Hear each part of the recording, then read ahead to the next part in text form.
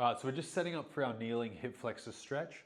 So the biggest thing about this, which you probably haven't done in the past, is I want a slight bend in my toe, and I can do that by even bringing my foot closer to me with my knee up, and then I can place the knee down, and now I can actually load into my toe. What that's going to do is I'm going to drive through my big toe to get maximum activation of the glute. So in the gait phase and the toe off part of the gait cycle, we have maximum glute activation. So we're going to kind of use that to get a good neural drive into the glutes.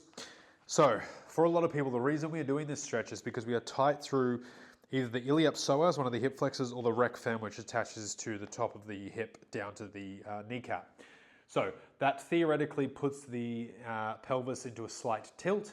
So what we're trying to do is engage the glutes and the core and tilt the pelvis back this way to get a proper stretch, through those anterior tissues in the hip here. So again, what I can do for a hack is I can get my toe in like this. I can lean back a bit to get more bend in my toe. From here, as you can see here, I am flexed at the hip. There is a divot here. This is hip extension. And by doing that, I'm engaging my glute, and it's also orienting my pelvis backwards, and I'm going to drive through my big toe. I've got a good glute activation, and I can check that by poking into my glute.